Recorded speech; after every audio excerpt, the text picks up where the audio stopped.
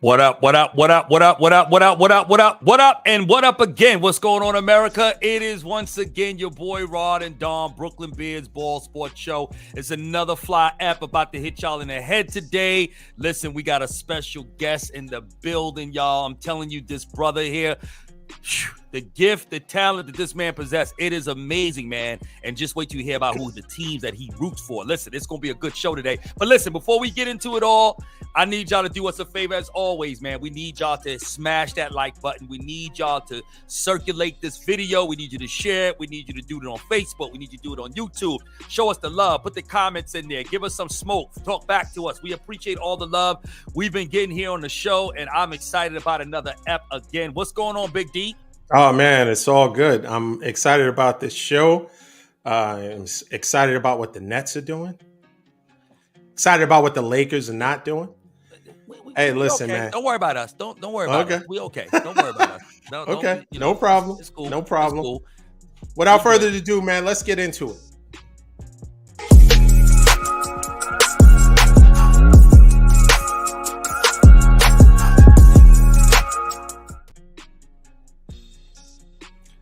All right, we got a special guest. His name is Floyd Strickland, an LA native, multidiscipline artist. His work reflects an introspective critique of aspects of American culture through the lens of Black and brown children. Yeah. Some artists that have inspired him is the great Kerry James Marshall, a Chicago-based contemporary artist, and his favorite, Aaron Douglas, a Harlem Renaissance artist and illustrator, considered the father of African-American art. While working in elementary school, he noticed a huge lack of representation. Floyd uses his own children as the focal point of his pieces. And this is the important part. He wants children to see themselves as larger than life figures. He currently works and lives in Los Angeles, California. Brooklyn Beards and Ball, let's welcome Floyd Strickland to the show. Let's go. Let's go. Let's go. How you guys doing? Oh, man. Doing well, man. Yes, doing sir. well. Glad to have you on the show. We're going to start off by talking a little bit sports before we start. We have a whole culture piece, and we definitely want to hear about the amazing gift that you have as an artist. But unfortunately for you and Rod, you're a Lakers fan. Yeah. And listen. What can you say about the Lakers? The Lakers had an opportunity. Listen, I'll start with this. The Brooklyn Nets played some really tough games recently, right? We played Minnesota. Rod didn't expect us to beat Minnesota, but we did. We showed some Brooklyn grit and we beat them. And definitely nobody gave us a chance to beat the Denver Nuggets. And we actually held our own against the Denver Nuggets and won. We did you guys a solid. You guys had one job to do. One job. Can you beat the New York Knicks? And of course, you guys lay an egg. D'Angelo Russell is looking fantastic. He has come in and he is dropping points all the time. But now we're at the point where, okay, AD has not been the AD that you guys need. And I think I watched something with Kevin Garnett, and he mentioned that he thinks that this is the Lakers and LeBron. This is the put up or shut up time for Anthony Davis. Is he able to hold the team and carry them, until LeBron is able to come back? Or if not, they may move on from AD. What do you guys say? Go ahead, Strick. I'll let you. You I guess. Hey, I'm gonna let you jump in there. Then I'm gonna slaughter the app. It's good. I mean, I agree with the AD piece. We've seen when he's healthy, he's dominant. But it's just a health piece that he doesn't stay healthy through long stretches of the seasons, and I think that's a disappointment because you go back to the bubble championship year. I mean, he was dominant. I thought I would consider him like, top 5 in the league. I thought he was on his way to maybe even winning the Finals MVP that year. And now, you see these other big men like Giannis and Jokic and Embiid, and you do get a little jealous because like they it seemed like they go just consistently in and out every night, and you will hope for consistency with AD. But my thing is with him is that when he does play like with that fire and that grit, I mean, he's just as good as those other three, though. He really is. The last one I was a little disappointed, because he had been killing. He'd been killing. And last night, it wasn't a terrible game. I think he had like 16 boards and like 18 points, I think. But we needed like that 35 and 15 type game for him, and we just didn't get it. So it was a little bit disappointing, especially when you see like Randall and like some of these other former Lakers come back and like they just balling, and you be like, we gave up like basically all these players for you, and every single one of you, like Randall and Josh Hart on the Knicks, and they come back. We essentially gave these players up for AD. So having them come back and just like an important win that we should have won. My mom's was there last night too. So she was pretty mad too. Yeah, she was mad too. So it was a good game though, man. But it's been an up and down season. Every time I get really excited, it's like a game like last night. Yeah, no doubt. No, I agree with you there, Strick, man. It could be frustrating right now, because with the Lakers, especially when you got a healthy AD, you got to maximize any time you have with him when he's healthy, because you just don't know with him. So, yeah, yesterday's game was a bad L, I have to say, only because that game to me was lost in the second quarter and in the fourth quarter with the lineup that Darvin Ham had in the game. And what I'm not understanding is, why do you have D'Lo and you have AD on the bench at the same time? Like, you can't bench those guys simultaneously, at least not while LeBron is out. You got to keep your scoring out there. At one time, he had a lineup out there where we had no offensive-minded players. And you got Schroeder out there, but Schroeder, you can't expect him to carry the reserves, especially against a good defensive team like the Knicks, and expect him to be your scorer like that. Because even though he can score, he can create his own shots, but you still want him to facilitate. But you got nobody else out there. I think, Hachi, as I call him, Hachimura, who has a really good, mid-range shot. I thought he would have been out there more with the reserves because he can give you some offense because he has a really good mid-range jumper. But, again, the lineup that Ham used, so when they played that lineup in the second quarter, that's when the Lakers lost the lead. They had that same lineup early in the fourth quarter. The Lakers lost the lead again. So, you can't have both those guys out. Those are your scorers. You got to run the offense through one of those two guys, at least till LeBron gets back. So, to me, I thought that was more strategic in the way we lost, with Darvin Ham not knowing how to play the reserves. But I would say, man, I agree with you. And I told Don this before about AD, as far as the Lakers possibly maybe moving him, while you could still get some value for him. Because I think at some point, nobody might even touch him, as great as he is, but you just don't get enough on your return because he's just not, he's not healthy and he's not available enough. So, and I don't think he'll see another max deal or anything like that. So his next contract, he'll still get paid again, but after this contract runs out, he's not going to get a max or anything like that. So, you could probably try to get some pieces in him, but you know what though? I'm gonna just keep riding it out. We dropped the spot last night actually, but I still think we got a good chance. I love this team we have. We are now third defensively in efficiency since this team has been constructed since the trade deadline. So this is a whole new team. I love the energy. I love the defense.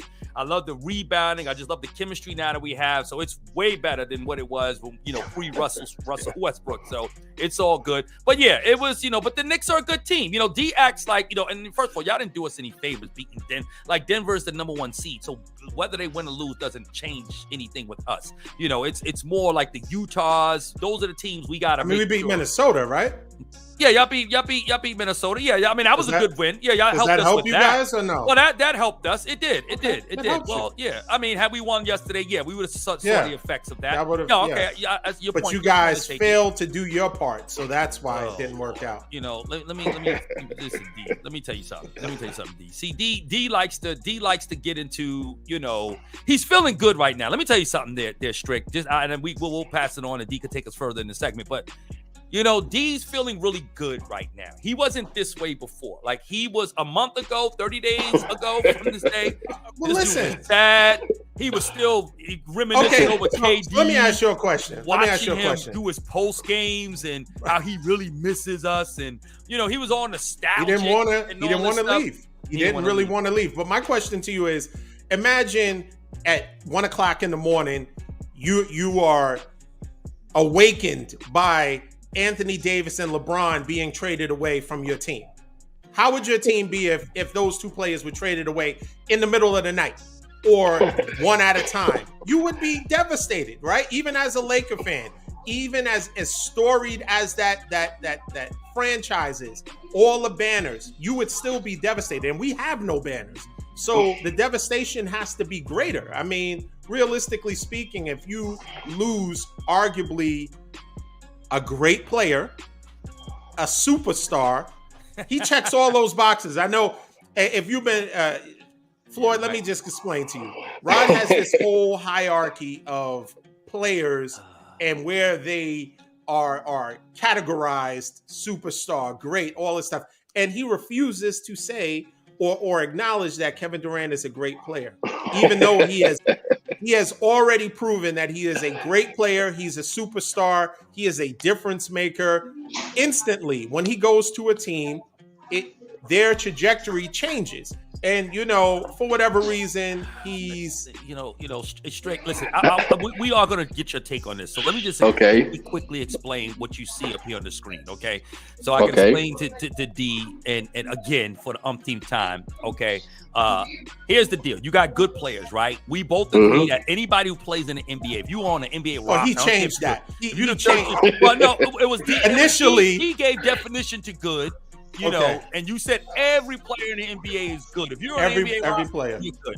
And I said, okay, you know what? I'll agree with that because it's not everybody can get into the NBA, right? No. NBA can even make it to that level. Even if you're a bench warmer, the 12th dude on the bench, it's all good. You're still good enough to be in the NBA. Yeah, then being good at 24-hour fitness is one thing, but being good in the NBA or making the NBA, big difference.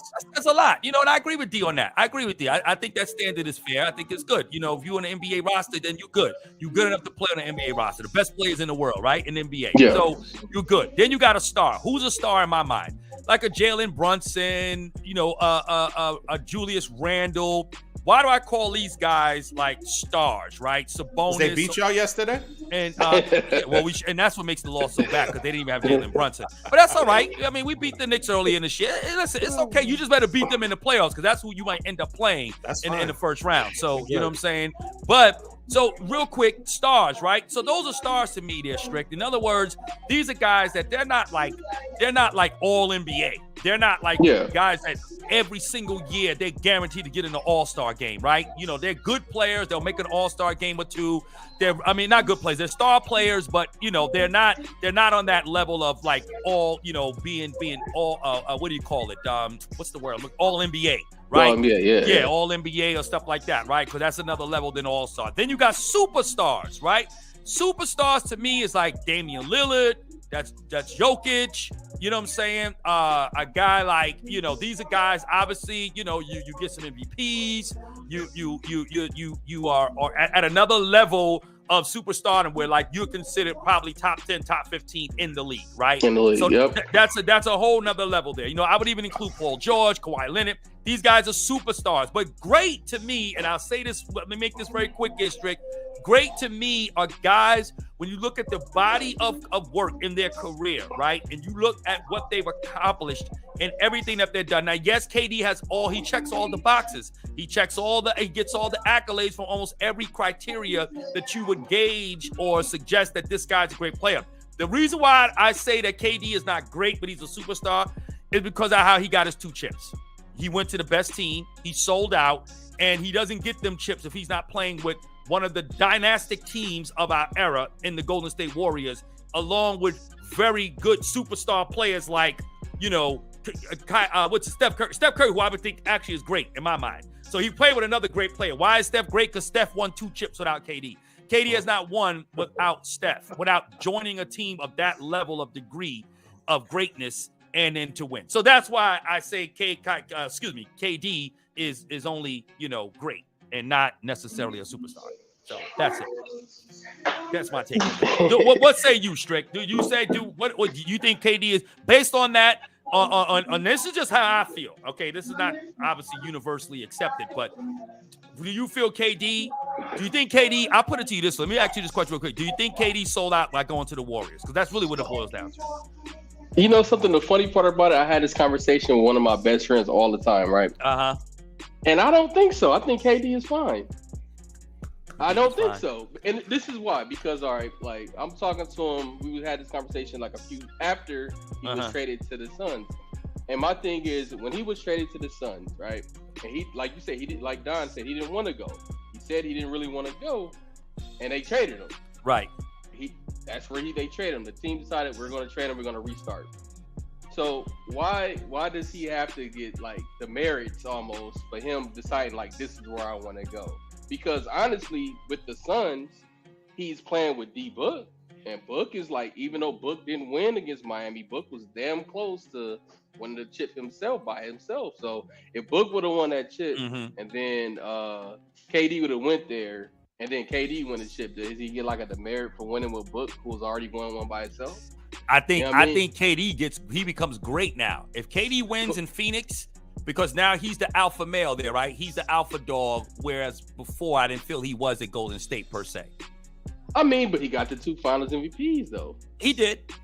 So he did. I mean, I don't have a problem with KD because I mean I think the question is how he's moving to a team versus, you know, like, okay, he's going through free agent versus being traded, you know. So like so let me ask you a question. If he would have got traded to the Warriors, would have been different?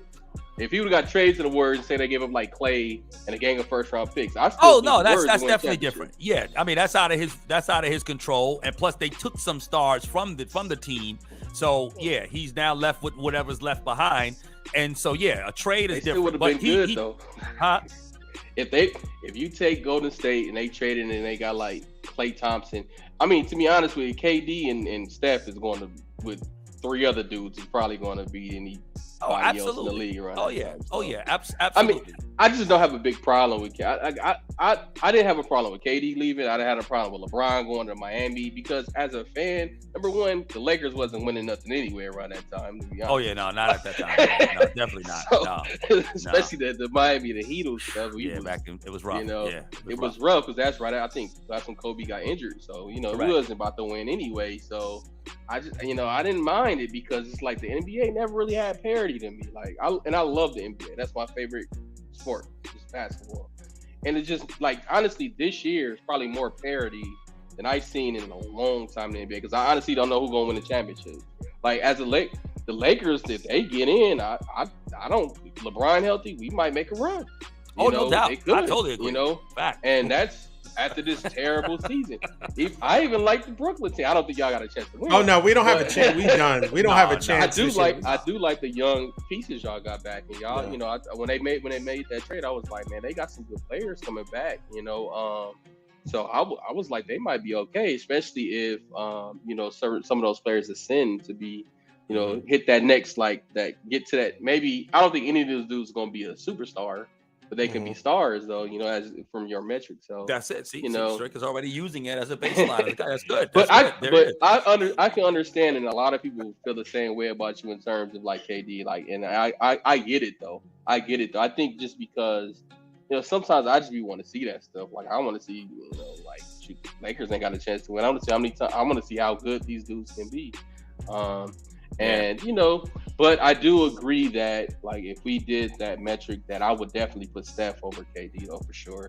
Like after last year, I think that kind of it was like back and forth. Oh look how Don just perked up. He was like a statue the whole time. Yeah, I'm definitely picking Steph over KD. His camera was frozen until you said that. Yeah, I mean I think Steph don't get the. I mean he get credit. I ain't gonna say that. I mean he's Steph, but sometimes I don't think people understand how like. It's like really LeBron than Steph. That's the generation right there. It's LeBron and Steph. It's not LeBron and KD. It's LeBron and Steph. All right, so let me ask you something, Floyd.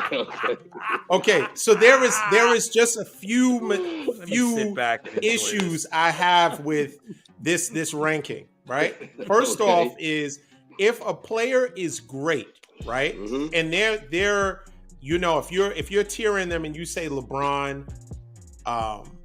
Steph Curry, and then Kevin Durant.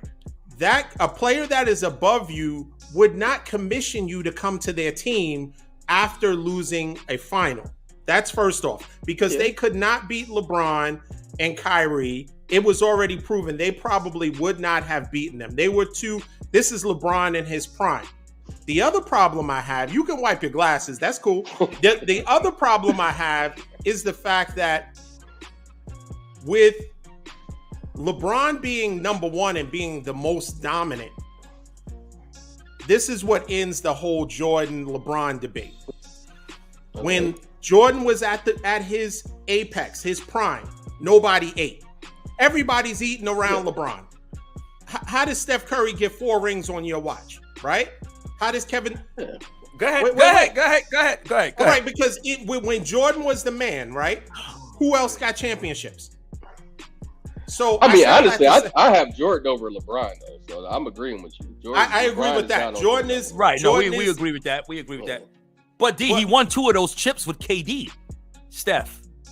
And I didn't mention him. I didn't mention him. I didn't mention him in the conversation. What I'm saying is if Steph Curry is the second, in the tiers, if he's the second great player and we're giving them, kind of ranking them, and it's LeBron, Steph Curry, I argue that it shouldn't be Steph Curry because Steph Curry didn't show a lot until this last year. He showed that he can carry a team this year.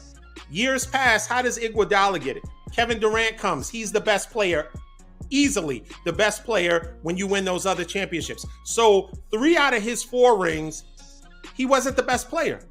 Okay, but all right, but let me push back on that argument.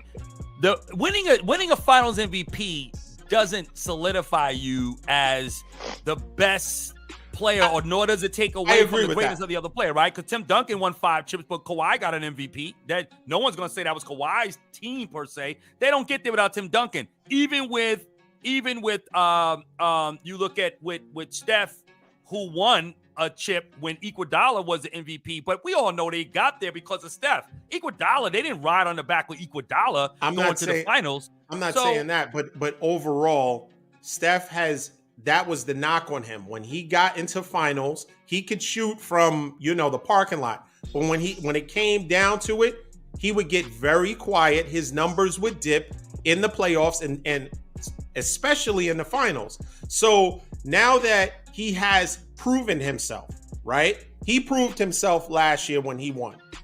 They had a little bit of luck. And the first chip he got, at least he won one before KD got there.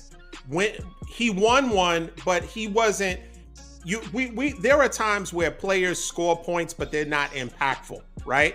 They don't necessarily equate to a win or a loss. We didn't think in that first finals that he was the best player. We don't think that, hey, this was Steph's team. He was the best. He was the best player on their team, but he wasn't the reason they won that championship. Clearly, he wasn't. He wasn't the reason that they won it.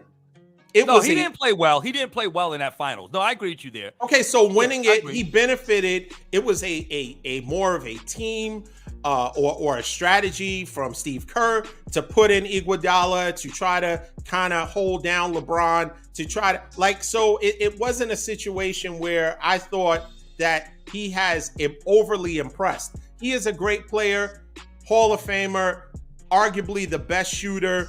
He's a great player, but do I think he is better than Kevin Durant? I do not. I don't think he's better than Kevin Durant because Steph Curry, let's not forget about what's his name? I think it was the first championship? What's the dude's name? He was like a nobody. Dellavedova. Dellavedova. Oh, man. No one locked down Steph Curry. We forget that this marginal player that's probably, he's barely in the good category from your statistics or your stats, locked down Steph Curry. So you can't lock down a Kevin Durant. Yeah, he's fragile, but you cannot stop him from scoring.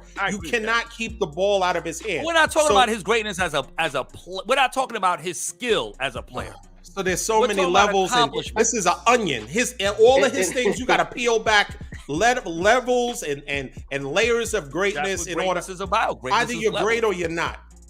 I think when it comes to the Steph argument, like I think it's Steph, especially that first championship. At first, I mean, you gotta remember that was a young team. That was their first time getting in. They was kind of early a little bit too. I don't think that people thought they would get there that soon. I think that year they got some injury luck too, because I think the year the finals, I think who they play in the Western Conference Final, was it Houston that year and somebody got hurt? Or The year, like I think it was. That's when the year they won, or the year the year they won. The first one they won. I mean, they got some injuries. Oh, they played KD. I think it was KD's OKC team. That was the knock. That's right. They won it. And they was up 3-1 in that series, by the way. But that Westbrook was bad in that series. Yeah. But he had a lot of turnovers. I remember. And you guys learned at once he became a Laker, you understood what Kevin Durant couldn't overcome. You can't overcome. Yeah, that's why I wasn't mad that Kevin Durant left Westbrook. Because like I remember that. I didn't blame him for that either. Finals, I was like Westbrook was awful those last few in the fourth quarter, particularly. You still see that kind of trend where he have a lot of turnovers in the fourth quarter and make bad decisions. Yep. But when it comes to Steph, like I think sometimes when it comes to like especially basketball, and the reason that Iguodala even able to do that is because Steph got that gravitational pull for the defense though. Like they so worried about this man over here, it freed up Iguodala. And those 2 years, I think even with the Kawhi and the Iguodala, I think both those years they wanted to get MVP to LeBron, but they lost both times. I thought both times LeBron was so good that they legit just gave the MVP to the person that was guarding LeBron. Right. Because you can make the argument that LeBron should have been the MVP, even though in the loss of those 2 years. Yeah. You know what I mean? I agree. I agree. LeBron was averaging like 35 or something. Yeah, something crazy. Some crazy number. So, you can make the argument. I mean, Steph didn't play that great, but I mean, the years that they beat LeBron, Steph played well, especially that last year. I thought Steph was going to get the Finals MVP. I think he almost averaged a triple-double or something like that, but I think Durant, he had that one game he shot bad. I was thinking it was like game 3 or something like that, and Durant was just killing with the assists, and you know he got it. I mean, that's kind of hard to say, but Steph does have 2 without Durant, and Durant has not been to the finals without Steph. Besides that time with the OKC, he ain't been back. He's dealing with injuries. We'll see what happens in Phoenix. And then he like Plastic Man now. He get hurt. He got hurt slipping on the den. You know what I mean? So I don't know. I don't, because at the end of the day, we're gonna count them championships, and right now one got 4, one got 2. Now I agree with you. Good point. Very good point, Strick. And so I like the fact, and I'm not saying I like the fact because you're agreeing with me on this, but his journey of how he got the championships, do you have a problem with that? Nope, not at all. And so me and Rod always go back and forth because we talk about great players, and championships aren't the end all be all to greatness, but certainly it's a measuring stick, right? So he'll put great players that I agree are great players in the same category with someone who has rings, and he will somehow make Kevin Durant's rings fraudulent because he went to the Warriors, but he in the same breath will say Charles Barkley, Karl Malone, Patrick Ewing. These great players that I agree are great. They don't have rings, but he puts them over Kevin Durant, who even if he doesn't get another ring in his career, he's a greater player or just as great. Because we looked at their numbers. His numbers are better than Charles Barkley's. And so he's getting older. He's getting injured, with some regularity. So I think we'll see what happens, because one thing I'll say about Kevin Durant, and then I'll give Rod the floor. He picks up where he left off. Any injury, there's no rust. There's zero rust. No doubt. So that speaks of a great player. You don't need. It's crazy.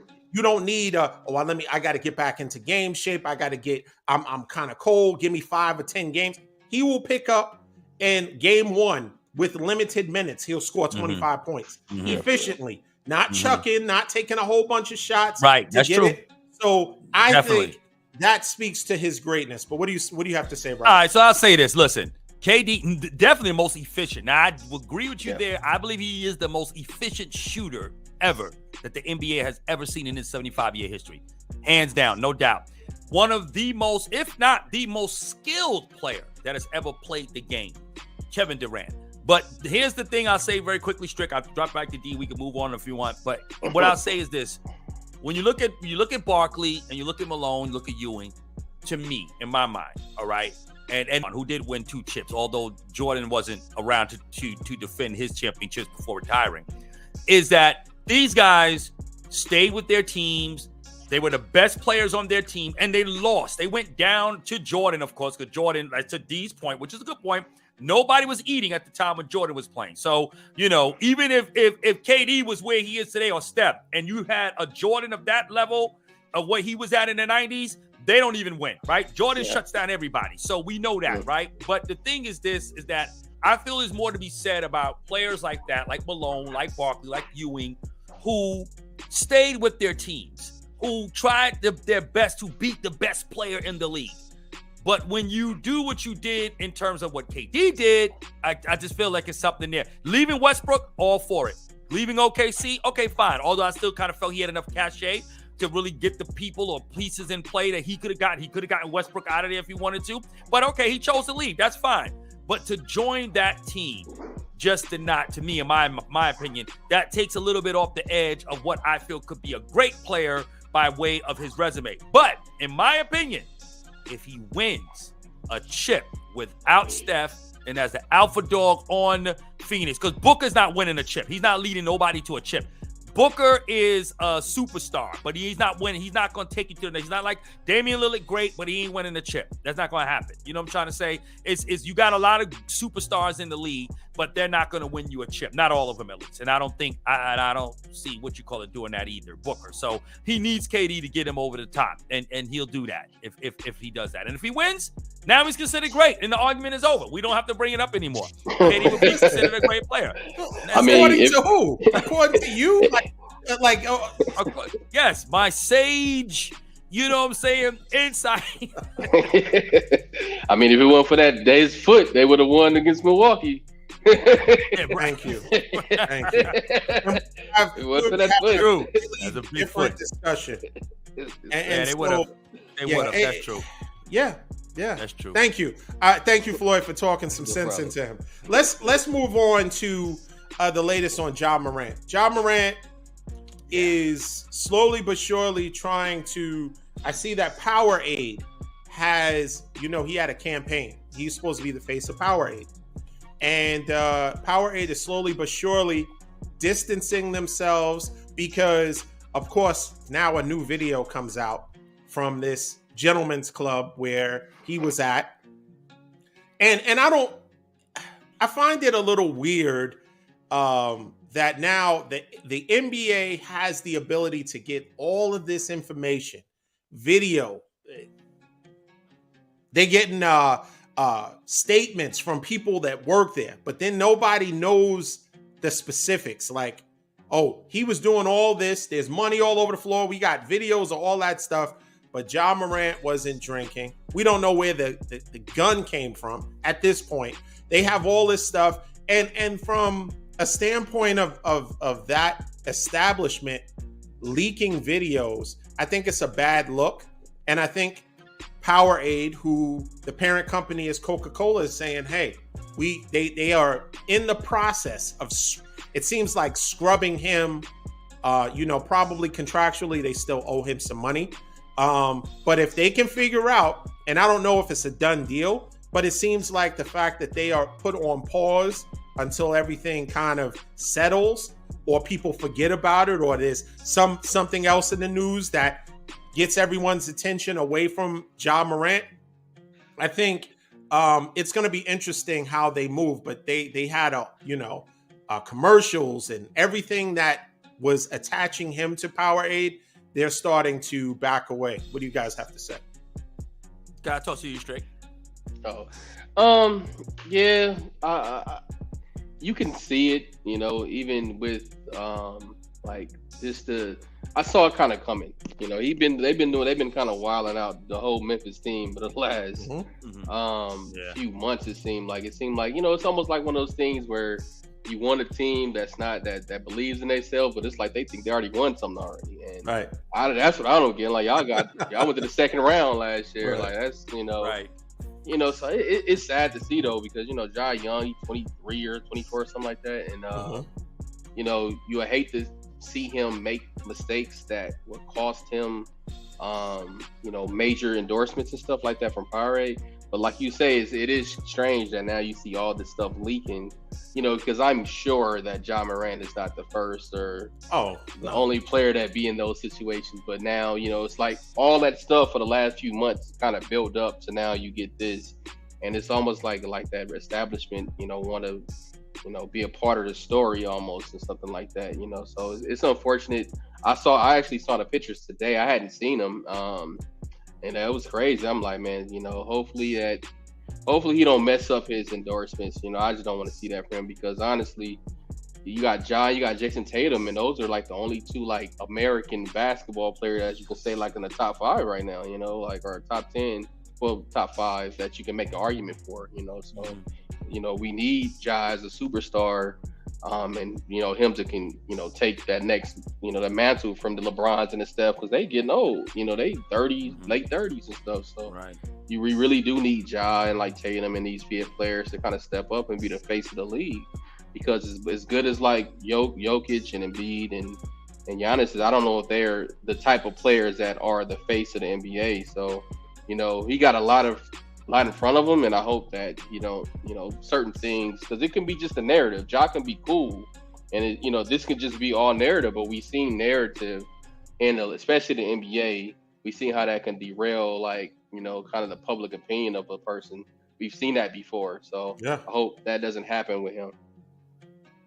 No, I totally agree. Yeah, no, I agree with you, Strick. I agree with you too, D. I mean, it's unfortunate, and I think Powerade and I don't know, my guys could research this, but I think they've never had a sports figure, advertise their brand or be the face of their brand, from what I understand. So Ja was actually the first, and then again, he's the first with the signature shoe as well, right?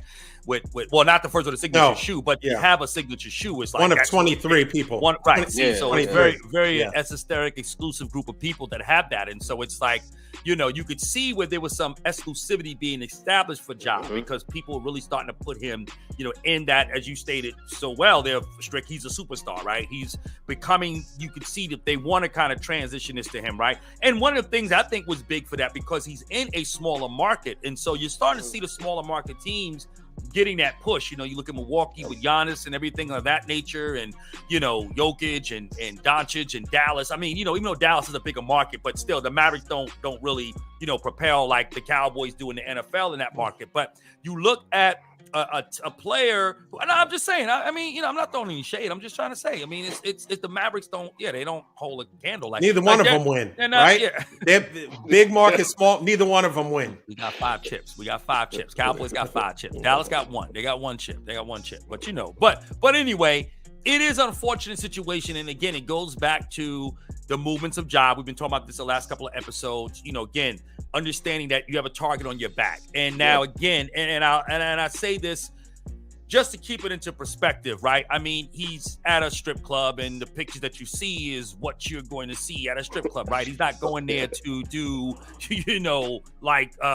hand out business cards, right? I mean, he's there to, he's doing whatever he's doing. Now, I don't condone it, but what I'm saying is that's what he's doing there, right? But it just goes to show again, and then you got people that, are going to get these pictures. They're going to sell them to magazines and different publications and so forth, because everybody's going to make $1, right? Who's going to turn down some money, right? You don't owe nothing to Ja. You're going to take that picture, you're going to sell it to the highest bidder, and then there it is, right? So now you got to deal with all of these things. So it's a matter of where I think with Ja, he's going to have to definitely, as he takes this time to reset, recalibrate, he's going to certainly have to make sure now that he stays low.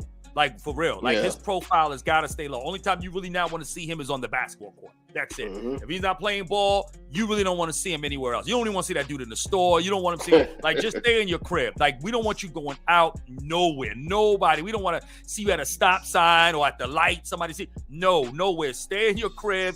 Only come out for practice. Make sure your windows are tinted wherever you got to go when you go to the arenas and you play ball, because that's really where it's gonna need to be. But it's an unfortunate thing. But I hope that Ja can learn from it. And I just feel like the NBA, I don't know if they've rendered anything yet as far as any type of consequence for him. So that's still kind of got me a little bit. I know D and I, we've been talking about that on the shows there, Strick. Like, what is the NBA's take on this?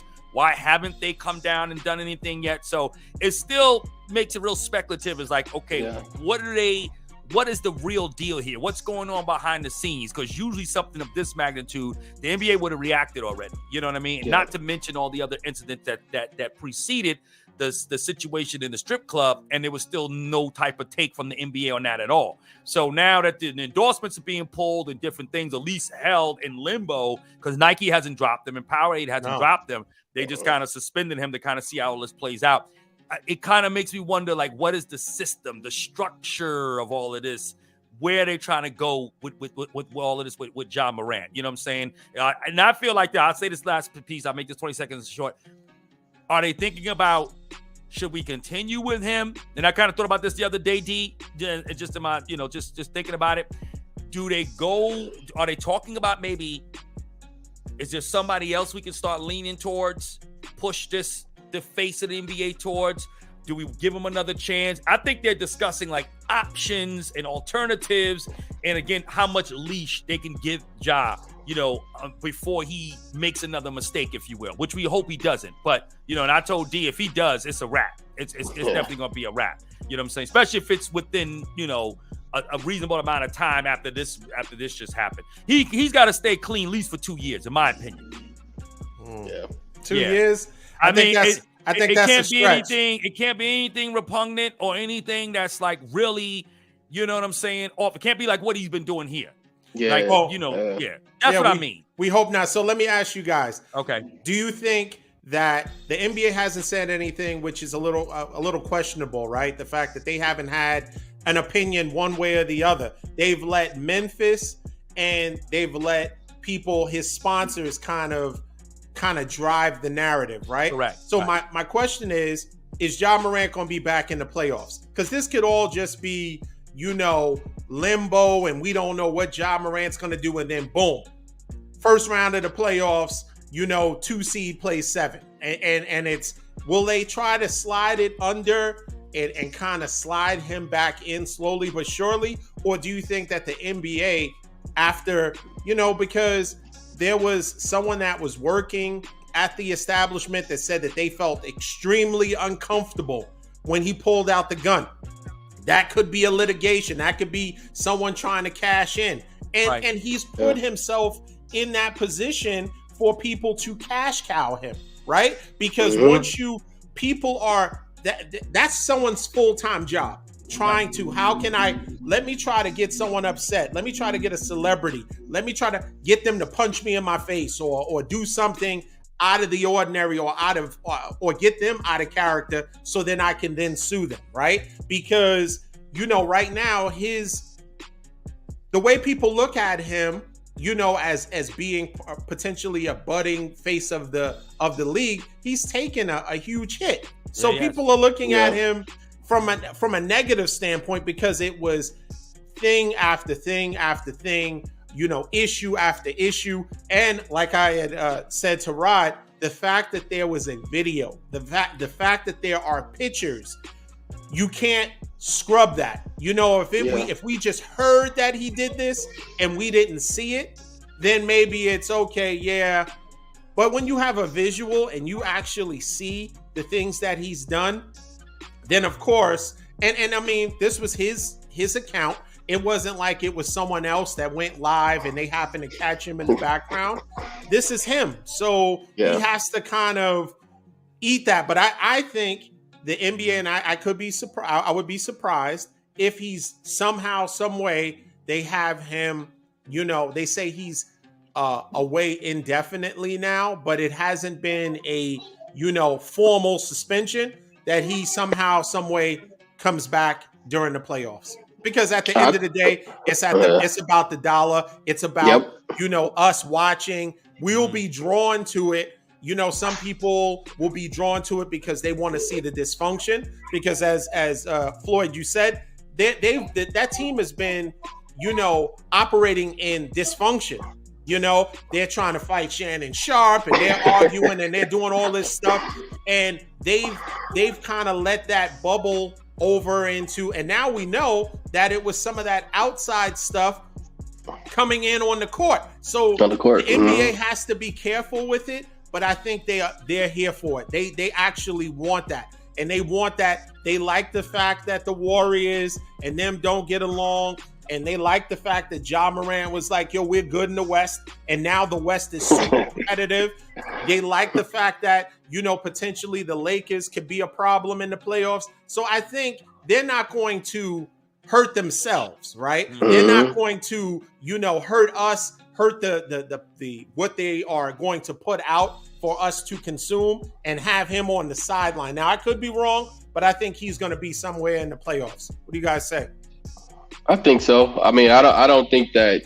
I mean, that's prime time TV. If you get Warriors, Memphis, they're not gonna have Ja miss that. They need. They gonna. That's even. It seemed like you said, all that everything that's happening, it would build up for more people probably want to watch it now. It's like, Ja back. So yeah, I think he's definitely coming back before the playoffs. I think they, whatever, because like you said, the NBA haven't, even the suspension is like a team thing. It's not, they didn't even label it a suspension. They just said he'd be away or something like that. Right. So that probably that's probably like one of those, like, it's suspension, but it ain't, like, exactly. You go away and then, because it's like, is he still getting paid? Like, is he like, right? Is it, they didn't, like, they haven't specified, right? Exactly. Absolutely. So it's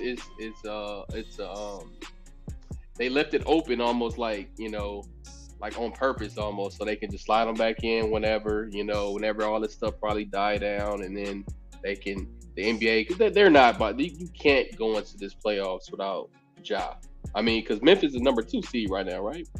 They are. Yeah, they are. Yeah, so you can't, you can't go in, especially the West is so close right now. Mm-hmm. You don't know what's going to happen out West, so he's gonna be back. Yeah, and they're a good team, and they've showed that they can win when he is not there. When he was injured last year, they still played. But nobody wants to see, in the playoffs, nobody wants to see Dillon Brooks, right? Dillon Brooks. Like, nobody really is going, like, he is part of kind of that image, but he's not the focal point, right? They don't want to see Dillon Brooks. They don't want the braids. They don't care about that. They want to see Ja Morant. They want to see the best players. Absolutely. I know I personally want to see the best players. Absolutely. And so, yeah, I think some way, somehow, I think there's 15 games left. Yeah. As long as they don't take a nosedive, they should be, the top 4 teams host, right? Mm-hmm. So even if they drop to 4, there's still going to be some interesting, and depending on where the Warriors end up, things have a way of working themselves out, that might be a first round. That might be something that is a second round, because that is must-see TV. We do want to see how Draymond Green and Dillon Brooks interact. We really want to see if they're good in the West, that all they have to worry about is Boston. By the way, Boston is, getting a little shaky now. The 76ers are emerging. So we want to see the competitive nature, and we want the best players to be available. That's why everybody is, waiting with bated breath to see if LeBron is going to make his recovery. He didn't have the walking boot yesterday. And so that was, everybody was excited by that. But we'll see what happens. Well, you know what? I'll just say this quickly. My answer to your question is right here. Drop money to burn. So, you talked about the young lady who was a little nervous by Ja's gun. So either what will happen is Memphis, Ja's camp, or the NBA, and they're going to go, how uncomfortable were you? That uncomfortable, this uncomfortable, or to this degree of uncomfortability, this is all yours. Okay, that's basically what's going to happen. So to answer your question, D, he'll be back for the playoffs, no doubt. Yeah, for sure. Yeah, I think so. Yeah. So we don't need to necessarily go into how the Nets have won 5 out of 6 games. I think you're right. We don't. Yeah, we don't need to go into that. We don't need to discuss that they've won and they're in the 5th seed. D, I'll say this though. Can I say this about your Nets though? I'm gonna be honest with you, okay? I actually think if y'all play the Knicks, I actually want y'all to beat the Knicks, and I think you will. I think the Nets will get out of the first round. I do. I think the Nets are a team that nobody wants to see in the first round.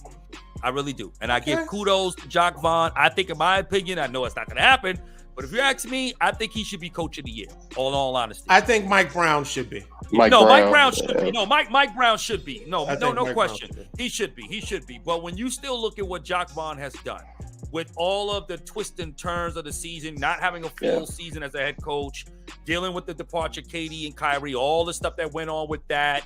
And then, you look at now getting a whole new team in and having to gel these guys together. And Bridges is balling like his brains out. Like this dude is clearly going to be a star, right? And even maybe in a superstar status at some point.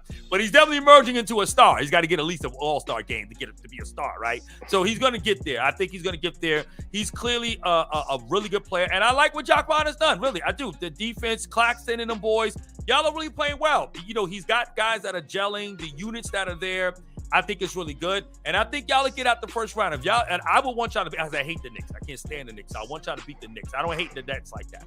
But the Knicks, because the Nets, I got there's no rivalry there with the Lakers and Knicks. I mean, Lakers and Nets. And not that there's one really with the Lakers and Knicks, but I don't like the Knicks. So I'm rooting for y'all. But I do think y'all will get out the first round. I think y'all can beat the Knicks. Yeah, so I think that. Now after that, that's when reality settles in, and then things start to turn back to normalcy. But we don't have a superstar. We don't have anybody on the team. But I would say this. I say our future is bright. Because of the age of our team. I think the players. Of course, we're gonna lose some. I don't know if Joe Harris makes the cut next year.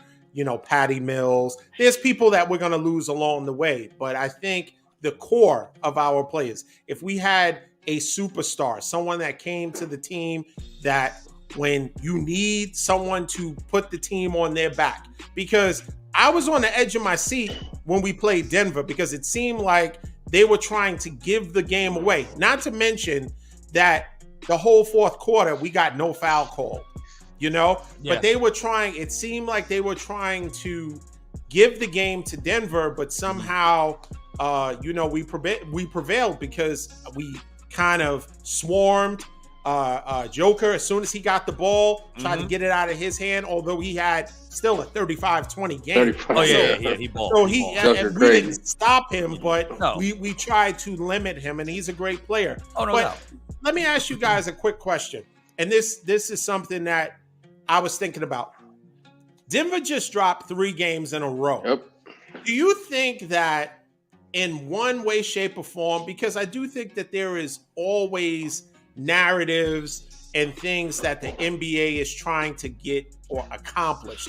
Do you think that this is working against him, Joker getting his 3rd MVP? Do you think that could there be anything where they're dropping games on purpose? Because Embiid has been shining, and I'm not trying to say Embiid is not balling out. I mean, he hit the game winner. That was a really, really good game. And he's been playing really well. He's the scoring leader. Harden is leading the league in assists. So their team is finally gelling.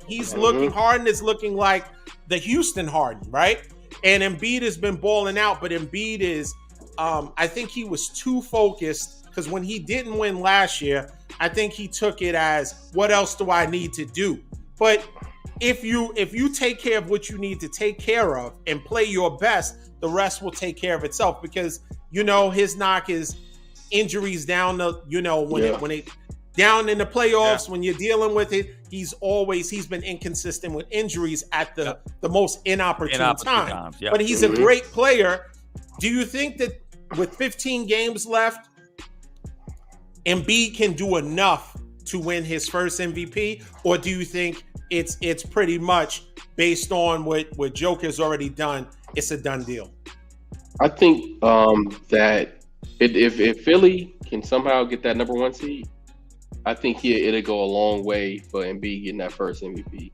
But because Denver number 1 seed, even though they lost the last 3, they the number 1 seed, and the numbers, you can Embiid numbers and Joker, they're different type of players because Joker's more of a passer. It's almost like a point center, which is crazy. But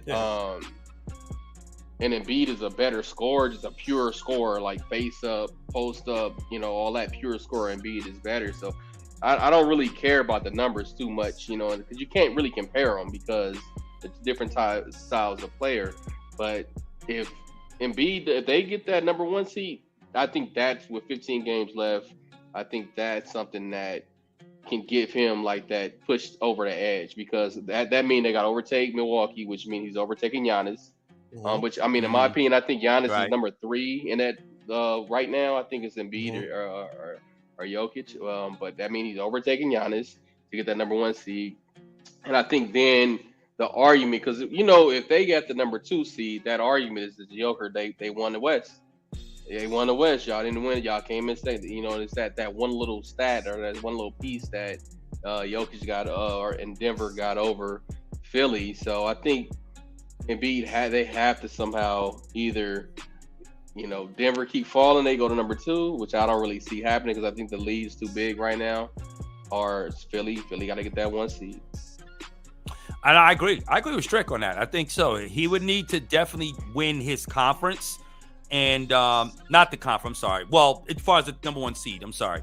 I agree with Strick on that. Yeah, if he can come, they're 3 games back from the number 1 seed with Milwaukee. So if he can overcome that, and then again, Giannis and Embiid are like, those are the 2 giants in the Eastern Conference as far as your big men are concerned.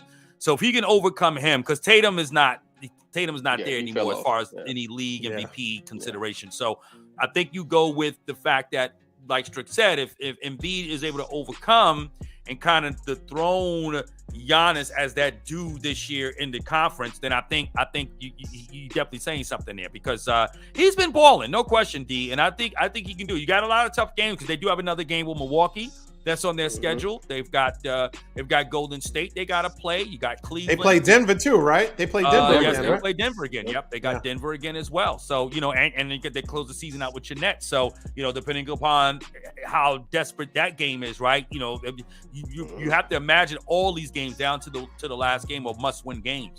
Depending upon seeding implications. So I think, I agree. If he overcomes that and can at least get to the number 2 seed, but preferably number 1 seed in the East, that would say a lot. So Joel's got to stay healthy and he's got to continue to ball. But it's something to see. I think the voters would certainly give that consideration over Jokic, because to give it to him, 3 years? 3 in a row. Yeah, that's boy. Yeah, Also, I think been done since Mike, right? I think so. Yeah. Yep. Also, I think when it comes to Embiid too, like those big time games, like that TNT game or that Sunday game, like he killed in those games, put up to 30 to 40, because those are national televised games, right? So you kill in those games, that changed that perception a lot. You get a 40 on Tuesday that's in the game nobody sees, but you play against Milwaukee or Denver, like especially that Denver game, that head-to-head game, he messed around, put up a 40 and 50 and 20. And beat Denver. I mean, that'll go a long way. Well, yeah. Like, it's Embiid. Yeah. Last time they played, I mean, he outplayed Joker. I mean, he had, I think, 47. Yeah. And Joker had 28, and they won the game. So if he can do that again, I'm in agreement with both of you. If they get the number 1 seed, and they have a chance, because Giannis is dealing with a hand injury. It's just that the Bucks is a well-oiled machine, so they find a way to win, so, but there's a shot. Celtics, they looked really good in the beginning. It seems like they're kind of falling apart a little bit. They're still going to be obviously one of Williams the top hurt 3 though? seeds. Is Williams still hurt, or I know he I came think back so. hurt. Yeah, hurt. I think he so. really makes a difference for them on He does. particularly defensively. I think Mhm. he's a big loss for them when Yeah. he's not out Yeah. there. So yeah, And Marcus My Smart opinion. haven't been as good this year No, he as hasn't. No, was he last hasn't. year. You know, I agree. yeah, I agree. he hasn't been as good this year. That's I a mean, good I point. you know I got league pass. I watch all these games. Yeah, I me got too. league pass, Yeah, me so I'm too. watching Yeah. all Right. again. And Marcus Smart hasn't been as good. I like White a little bit better than Marcus Smart in that lineup this year. Mhm. And you know, but Williams being out, and then Grant Williams haven't been that good this year either. Right. And he was Right. big for them in the playoffs last year. Remember last year, Oh yeah. he didn't do great against Giannis, but he was just that big body was able to kind of bang with him and slow him down. It seemed about that game 7, Giannis was tired, you know. So you Right. know that team isn't, you know. I think actually, honestly, I think they missing that coach a little more than people I was wanted just to gonna Right. say that too. Fred. Yeah, I was gonna say Yeah. that too. Yeah. Yeah. Yeah, Missoula looked good in the beginning, Yeah. but Ime has that edge. He has that edge that he was able to tap in. That's why, as a Net fan, I wanted him so much because he would have challenged. I think the things that Kyrie got away with, that would have ended. As soon as Ime got there, he would have challenged him, No hey, question. either you ship up or we're going to ship you out. Correct. And he would have meant it. And Yep. the players would have felt that. And probably hindsight, maybe KD would have stayed, you know, because there would have been a relationship established and, Right. and an understanding between ownership, general manager, coach. I run this, I got this, and I'm going to get everybody to a point where we can be, you know, successful. But that's pie in the sky. We don't know what would happen. But I think he's a great coach, and I do think he deserves another opportunity. Oh, Masula? Oh, you no. mean you did Ime Udoka. Ime Udoka. Yeah. Yeah, I agree. Yeah. Yeah, I agree. But we'll see what happens. We'll see. Definitely. You know, of course, there's always a coaching carousel. Somebody's going to get let go, and it's just a matter of if your image is tarnished, to what degree will people, you know, forgive and let you come back in and ingratiate you into the league? Because he didn't forget how to coach. I mean, he's an excellent coach. Definitely It's not. just giving him the opportunity. And I think Right. hopefully, as we talk about people that have indiscretions and make mistakes, they don't have a scarlet letter and no one ever wants to deal with them again, because that would be foolish of them, foolish of the league to take that stance. Right. But let's talk about Mr. Strickland's artwork. Yo, the part I've been waiting for, bro. Amazing. Yes. Amazing work.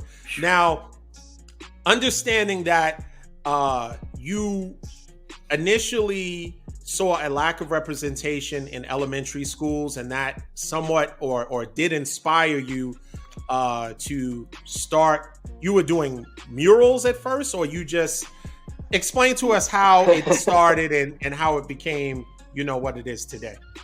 Now, honestly, I wasn't even doing any art. When I worked in schools, I was actually like a project manager, like a facilities manager. So we were building the school. Oh wow. And what happened was, like growing up, I've always draw and paint and everything. And I was even an art major in college for a little while until I switched my major. And because, you know, I grew up in Watts. So it was no art, like in terms of like, the idea of being an artist, I didn't even know what that really was. So, you know, I'm one of the first people in my family to go to college, outside my mom. So I was like, hey, look, if I'm going to college, I'm going to try to go to college to get a job so I can make some money. Like, so when I didn't see the career path in art, because, you know, this is like pre-Instagram, pre-social media, obviously. So it wasn't as apparent to me as it is now in terms of like the career opportunities as an artist.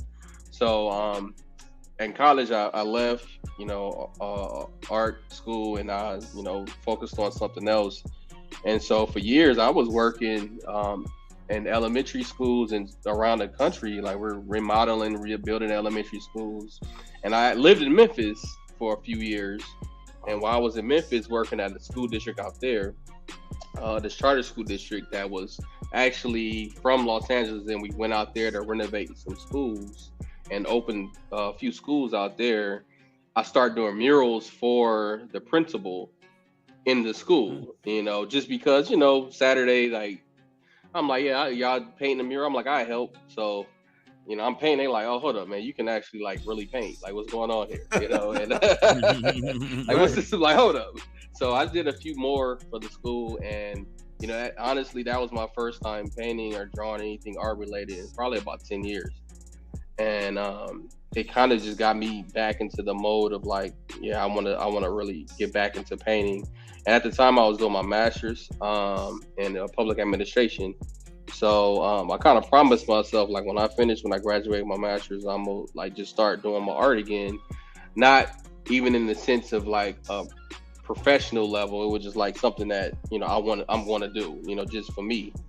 And you know, so once me and my wife moved back to Los Angeles, I just start painting, you know, in the garage. You know, I'm painting in the garage, and went bought some easels, start painting, and then it kind of took off from there. I think I went to a little pop-up show, and you know, people loved the work, and I was painting a little different then, but it just kind of took off from there. That was about maybe 8-9 years ago, and over the last few years, I've been able to do like commission work for like Los Angeles County. I've been able to do other like work from like illustrations from children's books, stuff like that. You know, so doing shows and galleries, and like right now I have a show at a gallery called Art Angels in Los Angeles. So a solo show there. So just doing that, and just the reception for most of the art has been great. And it just kind of keeps me going, because like, you know, the thing about it is like when I was in those schools, I did see like kind of, it's always been a lack of representation in the art world, you know, for Black artists. That's just how it's always been. You go to a museum, like y'all been to a museum, you don't see that many Black art. You know, now you're starting to see more, but you know, even if you go to a museum, you see a lot of Black art. If you can look to where the museum, like, you know, purchased that art, it's always recently. It's never nothing like 50, 30, 40 years ago, nothing like that. It's always recent. So, you know, growing up, it was nothing like, you know, some of my paintings in these museums. So I always want to, you know, just kind of create stuff that that's empowering to like Black people, especially Black youth. And I look at my art in terms of like, you know, if I was younger, seeing somebody like myself, it would have probably pushed me to paint at a younger age. I wouldn't have to wait till I was 30 something to start working again, you know. So I just trying to kind of be that person that I wish I had when I was younger, growing up in Watson, Compton. Wow, that's amazing. Now, Mike, so I know that you are using, or the focal point to a lot of your paintings are your children. And this hit home because I have 2 children as well. And I'm like, wow, it's amazing. How long and how do you come up with the setup or what exactly you want to paint? Are these pictures that you have repainted, or how do you go about creating? Because I know I read something about the significance of the hyenas. Can you explain to us the significance of the hyenas in some of your paintings? You know, a lot of the image, like even the ones that you guys just posted, a lot of those images are things that I just kind of see in my head. I know it's just like, I would just, you know, sometimes I'd be sitting up there just talking to my wife, or, you know, watching something, I just have an idea, and I just go like either sketch it out, or like I just go like, you know, take a picture. You know, some of it is just like me always like kind of photographing my kids, like especially my son. I had a camera in his face since he was born, you know. Just, you know, I'm proud as my boy, so you know, I always had a camera in my face. Exactly. So he probably used to me having a camera in his face. But so some of it is like images that I would like, the one you guys just showed. Like I took that image almost a year ago, and I have it, and I just look at it, and I just like just really think about ideas, you know, picture it, you know, just imagine it.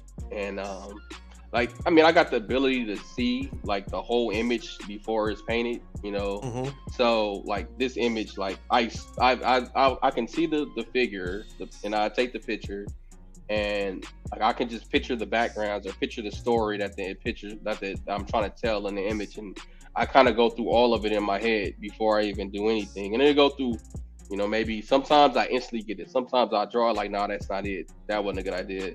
Most of it always start off with the drawing, and then like honestly the hyena aspect of a lot of the paintings that I put started. It really started because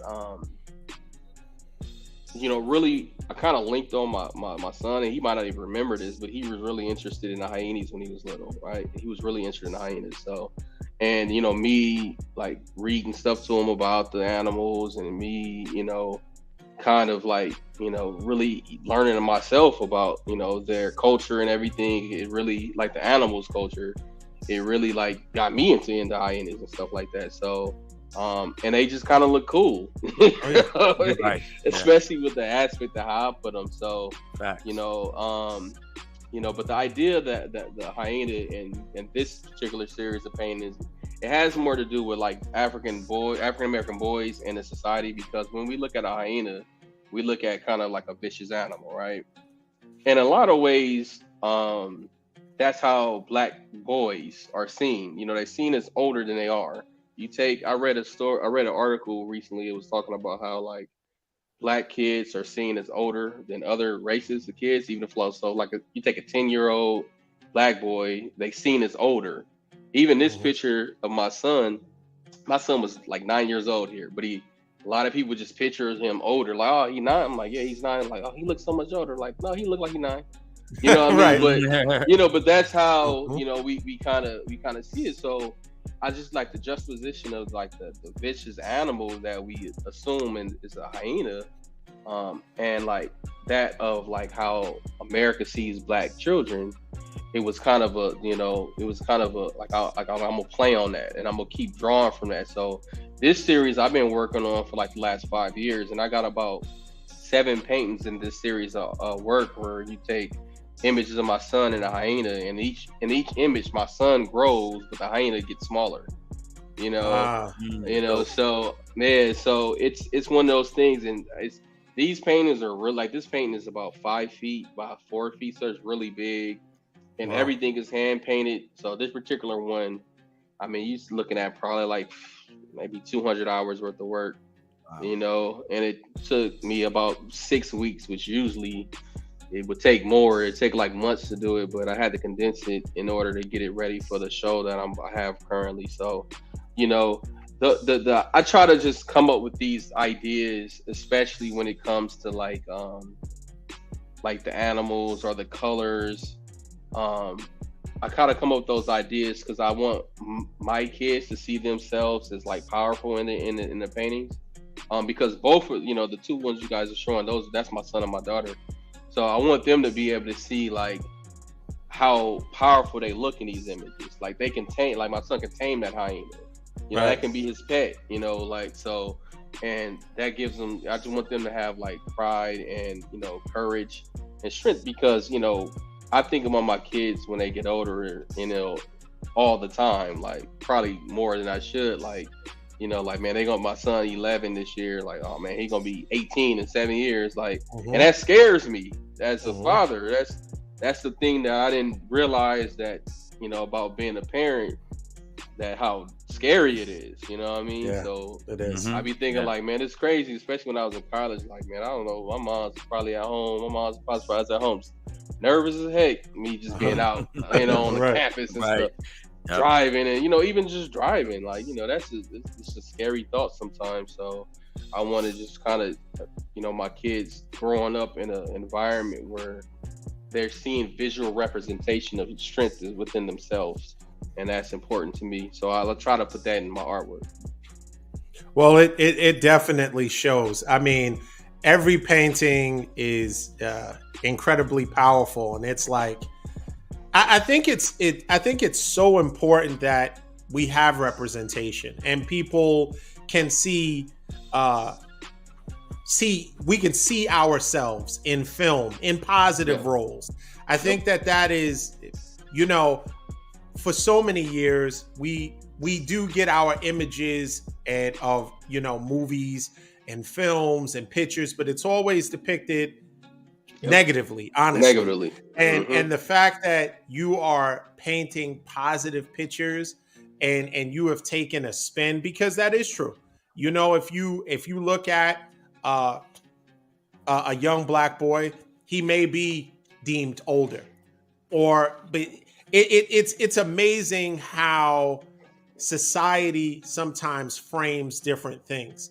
And you know, I think your artwork is unbelievable. I there are so many pictures. I was going through your Instagram, and I was like, wow. So from concept in your mind to doing it, on average, is it all pretty much from beginning to end in your mind before it hits the canvas, before you even sketch, or your work is like a work in progress till you get to the final, you know, which you're ready to put out to the public for them to see? I think honestly, the weird part about it is that when I start painting, that's like it's finished to me. So when I get to the painting part, that's like the very end of it. You know, it's like I hardly ever change something while I'm painting. Maybe a color or two, but normally by the time I start painting, I know exactly what I'm doing with the art. So the process always pretty much starts in my head. Like I can just see the idea. Sometimes I'll be talking, you know, to my wife or friends, and I just kind of like space out because I'll say something and I think I'll picture a whole image in my head.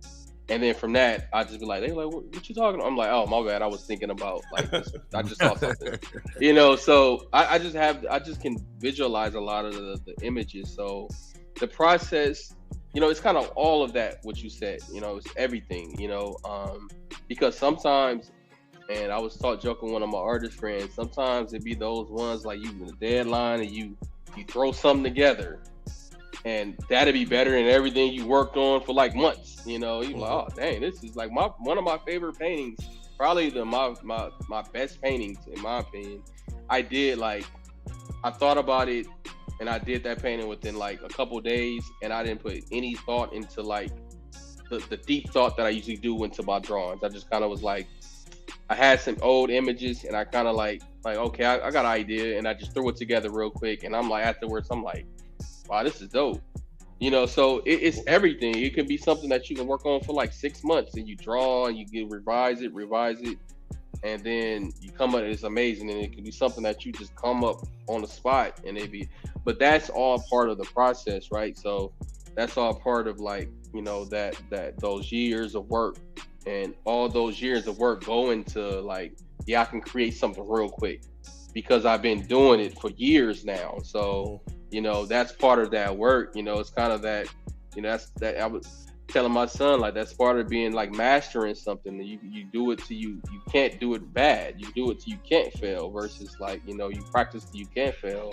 So when I go into any painting, you know, and any type of work, any type of image that I'm creating, I've done it so many times that, you know, I can probably throw something together that's pretty good. But I would rather, you know, take my time, write, read, because a lot of the ideas that I get come from reading. It comes from consuming other forms of art that's not necessarily painting, like movies or, you know, like a documentary or something like that. You know, I read like, you know, a particular book, and I'll come, you know, write a few notes, and I can come up with ideas for paintings or a show or something like that from that book. So I try to consume a lot of different things, and especially positive, like Black imagery or positive Black tales and stuff like that, because I think that's something that we seeing more of. And I agree with you when you say that, Don, as far as like the idea of we see so many negative aspects, like kind of like struggling things, like Black people struggling, or Black, you know, and in poverty and stuff like that. And the new series of paintings I got is kind of particularly addressing that, because I'm like, I want to see Black people with some stuff. I want to see Black people with love and with abundance and stuff like that, because that's part of the, you know, the experience as well. It's not all about struggling. It's not all about, you know, the hard times and stuff like that, you know, because honestly, you know, just even like being here with you guys and like, you know, you can see the intelligence, you can see the happiness, the love, and that should be expressed too in a visual sense. You know what I mean? So, so that's one reason that, you know, even like this experience, you know, it adds to that positivity in my work. Wow, man. Listen, I you know, because Don brought up the imagery that we see, you know, in the culture today. And so but I have a two-part question with that. Mm-hmm. So my first question would be, you know, and I think you kind of alluded to it already, because like you said, not everybody is the Evans family, you know, in good times. You know what I'm saying? Yeah, exactly. You know what I'm saying? Yeah. And struggling, you know, it took years, and then we saw the full contrast of that with the Cosby Show, right? Where you saw a black successful family. But a two-part question for you. One with the culture, as far as the imagery, like what do you feel is some of the more disturbing images that you feel you see, you know, with black people, how we're portrayed, because and how you can kind of change that through your art, which clearly you're doing, because usually black people will see either rapping, they're dancing, they're you know, it's music, it's acting, but from what I can see, at least from my vantage point, I don't see the promulgation of black artists like yourself, painters and guys that are doing artistry at that level. So it's very rare. But I'm curious to know, like, you know, in your art, what are you trying to express in terms of trying to negate some of the bad things that we're seeing? What's some of those things that really bother you that you see now with black people? And then the second part question would just be, you talked about your children and the confidence thing. I read in your bio how you were dealing with a lack of confidence with yourself as a young child. And if you can just, maybe if you want to just get transparent with us and just talk about what it was like growing up with some lack of confidence, or what you had to go through that you sense some of the kids go through today. I think that to answer the first part of your question, I think, you know, when it comes to like the culture and everything, and I don't want to make it seem like the struggle part that you know, that some people do go through, like the good times and everything, and those stories, like that's important too, but it has to be well-rounded. It's not just that, you know. So I just want to put that out there. Like, it's important to depict that in art as well, but it's important to understand that that's not the only thing that makes up like of the black experience, right? So right. But in terms of like the negative energy, I mean, me personally, I don't know about you guys, but I'm tired of seeing the slave movies. I'm tired of seeing them. You know, the last few, I'm like, I'm not watching it. You know, I'm just not. That's the number one like pet peeve that I have. Like, it's like it seemed like every year they was just hitting us over their head with that for like a good 5-6 years, like every year a slave movie, slave movie. And it got to the point like, who y'all making this for? Like, why? You know, like, I'm tired. I was tired of seeing that. You know, so And honestly, and this is something that I was thinking about yesterday. I'm kind of tired of the drug dealing TV shows now. Like, we got like a lot of them on. Like, yeah, like it was like Power, okay, that's cool. Then we had like, you know, like I Love The Wire. Right. Then it was like, you know, then it was like Power, okay. Then it was just like Snowfall, like, okay. Yeah, Snowfall. It's like BMF, okay. BMF, right. And it's like, okay, we just it's not the same, necessarily same story, but it's like, okay, like we need another. It's like 3 of them on TV right now. Right, exactly. Really true. We don't need this. I mean, because I grew up in Watts and Compton, and this kind of goes into your second part. In the 80s and 90s, so like I don't need to see a drug TV show because I lived in Watts in the projects when it was really happening. I don't really. So when I'm looking at the show, I don't want to really see this stuff like that. I don't want. That's not something that, I mean, in some of them, like I like Snowfall. Like, I'm not gonna lie, that's a good show.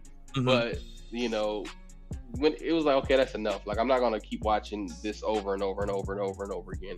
You know, especially. You know, like, so I can't really comment like on BMF and all the extra, the million Power shows, because I just made the decision I'm not gonna watch them.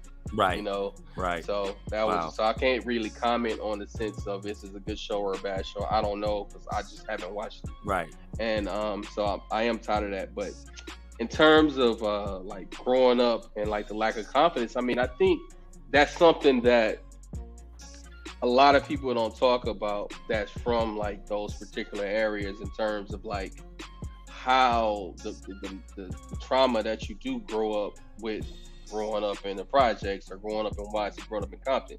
Now, remember, I had a really good family. Like my mom's always made sure that we were good and we were safe and everything like that. But you still see stuff more than you would see in a different area. It's around you. You can't escape it, especially like you had a mom like mine who was at work and at school. So, you out, and I'm the youngest I had 2 older sisters. So me and my best friends, we were, we out and we saw stuff. We didn't really participate. We was always playing basketball and stuff like that. But we saw stuff at the park that was like, oh, this is crazy. You saw stuff just walking, you get harassed by the police, all kind of stuff like that. So all that did lead into like a lack of kind of a self-doubt, because when I go to college, I'm like, you kind of had that imposter syndrome. Like, do I belong here? Like, is this something that, these people different, do I belong here? And, right.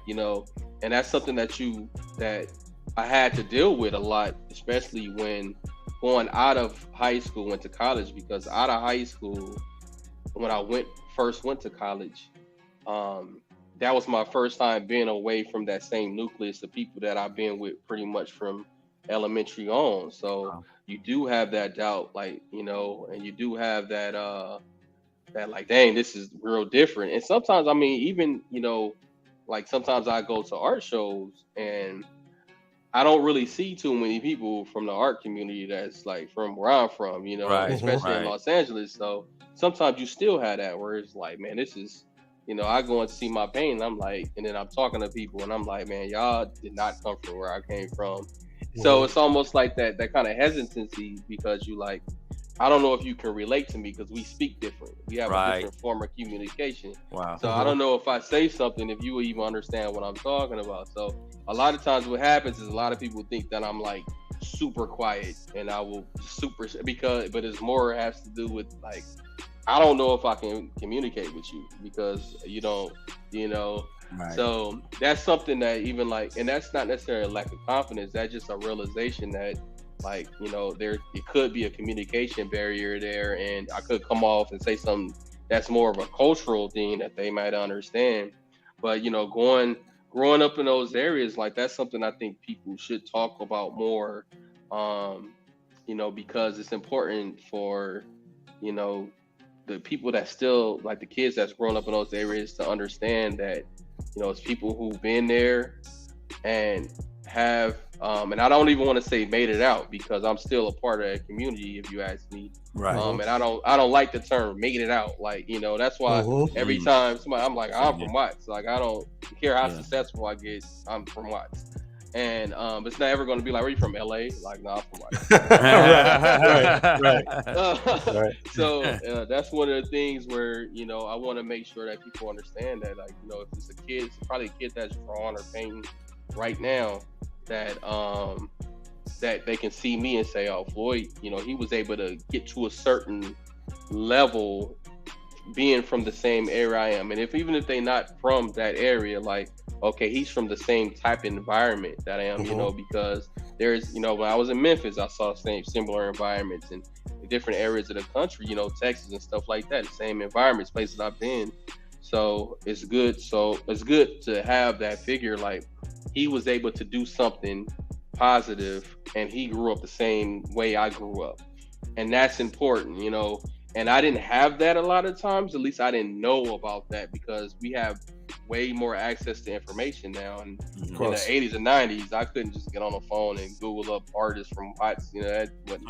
Even though they was there, but I couldn't do it, so if I didn't know about it, then I didn't know about it. Right.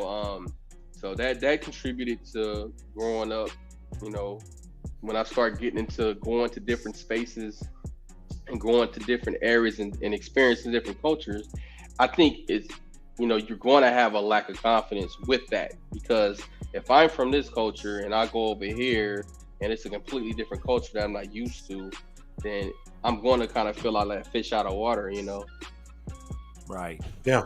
So let me ask you, Floyd, creatively, if somebody wants you to paint a picture or a portrait, how do they go about doing it? Is it something that, let's just say it's they want you to paint something and do they give you creative control, or do you want to work? Do you normally work in the parameters that they describe something and then you kind of come up with your rendition of it based on how you envision it? How do you, like, if someone just said, hey, I seen your work, it's amazing, I want you to paint, I don't know, they came up with something. Would you want them to, would they need to give you a picture of it, or could they just describe it to you and then you take it from there? How would you do it?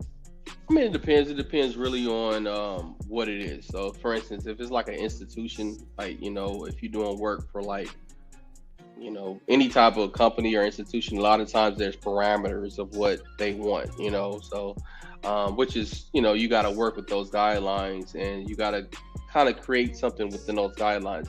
That's more difficult, like, for instance, I did work like public art, and in public art, you have those guidelines even more so because you got to make sure that, like, you're not offending anybody. You're not putting certain symbols in this that, because it's public art, it's for everybody to consume. Right. So that process is a lot longer, and it's a lot more kind of like checks and balances where I'm sending them ideas and they like, no, you got to take this out, or you can, you got to take that color out, or stuff like that. That's where it's just like, that's the work. That's when art is just work, that's where you gotta, that's like when it's like a 9 to 5 almost, because you have to work within those parameters. But if it's like an individual person, sometimes, like, for instance, if somebody like see my work and they want to envision their own, kids in that space, then I would ask them, all right, well, give me pictures that you will want in this space, because then I can create around, their kids, or, around that picture, or, they send me reference for my own work and say, like, I love the way you painted this here. Can you do something with my son or my daughter and those same kind of aesthetic, so then, I draw some stuff up, send it to them, and usually they approve it, or say change something up, and then sometimes you do get like commissions where the person just wants you to create something that you would normally create. And those are usually the more fun ones, because you can just go, that's just my, my normal workflow. And in those situations, I'm not gonna say it's faster, because it could be something where I'm hard on my own art, right. So I'm kind of checking myself and everything like that. But those are the ones that are a little more free, and allows you to kind of be a little more creative, because you're not working with anybody else's parameters. So it's all three, honestly. It's all three. It really depends on, just what the customer wants. Right. Wow. Awesome. That's good. So where, I know you said you have an art exhibit. If they want to see your work, we have your IG posted, but where can they see your work? Where can they find out more about you? Potentially looking to, get you to, do some more artwork, and where could they reach you? Oh man, honestly, the best thing to do is my IG. I'm active on there, not in the sense of like posting nothing like that, but I'm pretty much open. Like, I think a lot of times people don't, kind of nervous, just like DM me or emailing me. Just like, go ahead, I don't care. I'll usually answer it, So, IG and my email, if somebody email me, or IG, or go to the website, if you want to see my work in person, I do show out of, right now I do have a solo show at Art Angels Gallery in Beverly Hills. And so you can see my work in person if you're out here in LA. And I am planning on, because I don't really show publicly as much as I probably should. But I did make that commitment this year, to start showing more publicly, because honestly, like, I paint some stuff and a lot of times people just want to buy it. And I'm like, okay, Wow, I'm okay with that too. I'm sure. Yeah, I'm okay with that too. So, but yeah, I do want to start showing, because I do need to show more publicly. That way, a lot of other people can experience the art versus having it in like private collections. That's dope, man. Man, that's so dope, bro. You are doing it, man. Yeah. You are doing Thank it. you. You are an amazing artist for real, bro. It's really, we're honored to just have you. You know what I'm saying? And just to know the good things that you're doing for the community, man, and just really changing the image. And I'll make this last comment concerning it. I love that you're depicting the positive images of children. I think that's where it starts for our culture. A lot of times we try to, focus a lot more on the adult images, but I think if we concentrate on the kids, then we morph and elevate into those more positive images, of what we look like, as adults. So I think, you look at kids that would start off in Hollywood and how they was portrayed, and then they all of a sudden, something gets hold of them, and then they kind of just go whatever they go, left, right, or whatever it is. But I like that you're laying that foundation of positive imagery for kids and people seeing that, because that's really where it starts. Because by the time most people can become adults, it's hard to kind of shape something that they may have already been embedded in or indoctrinated by. So to really do that from that phase, which I think is I think that's dope. I think that's really where it's at, man. So yeah, we appreciate you trailblazing in that sense. That's powerful. Yeah, and this is one last thing when it comes, like, kind of piggyback on that. Like, that's one thing I did learn from everything, is like every journey to me. That's why I'm not mad that I started a little late, because a lot of people, when they start our career, they start right out of high school or in college, something like that. And I started a little late because I was working in schools. And that's one of the things that, that was one of the tenets of the company that I was working for, was like, that's why we focused on elementary. Wow. Because that, just like what you said, like, you got to get them early. Right. And I kind of got that from the working in those schools for that long. You got to get them early before, by the time they get to high school, a lot of times, like you say, they've been indoctrinated in certain ideas. And sometimes, unfortunately, it's too late. It's not everybody, but sometimes it is. Right. Yeah. That's true. Wow, man. That is so dope. That's so dope, man. I love it. Wow. Powerful, man. Powerful. Very. Listen. Please, everyone, check out his work. Please do. Go to his Instagram. Your mind will be blown. It's amazing. And the colors are so brilliant. It's just the images almost lift off of the canvas. It's and what type of what art style is that? Well, before we close, what art style is that brings it? It almost seems 3D. I'm a realist painter, and I paint primarily in oil. So that most of that's oil paint. Sometimes I do, use acrylic, but most of it is 99% of it is oil, and a lot of it is just like shading and stuff like that, which makes it look like it popped and everything like that. So wow, awesome, man. That's awesome, dope, bro. Yeah. Listen, we appreciate you gracing us today, man. Yes, we do, the only thing that we need to work on is who your football team is. He's a Cowboys fan, and we didn't get to touch that, but we would definitely love to have you come back. We'll see what happens with your Lakers. But listen, shout outs to Infinite Audio for the music. Yes. Shout out to Kingdom Creative for the production. Shout out to Floyd Strickland for a fantastic show. Yes. Fantastic. Amazing artist. Oh, you did that, bro. You did that. It's empowering. It's something that, and that is something that we need to actually look at from a standpoint of being able to build our kids up grassroots. So when they grow up, their mentality's changed. It's shifted. They don't see themselves how, unfortunately, we're depicted so much. Correct. There's so much, but to something visually, seeing it, hearing it, experiencing, because your art is an experience. Watching it, looking at it, scrolling through, it's like, man, and the detail, looking at the pictures, how detailed it is, and the story that goes, because those flowers have pictures in them, and it's deep. It's y'all gotta check it. Good work, man. Good work. Yeah. But thank you for joining us. Please, we would love to have you come again. Please depending what the Lakers do. Okay. We'll see what happens. Football season. Niners are making moves. Cowboys are sitting on money, making cap space, and not doing anything. So we may have to revisit this. But once again, for sure. Thank you for joining us. Until next time, everybody. Peace. Peace.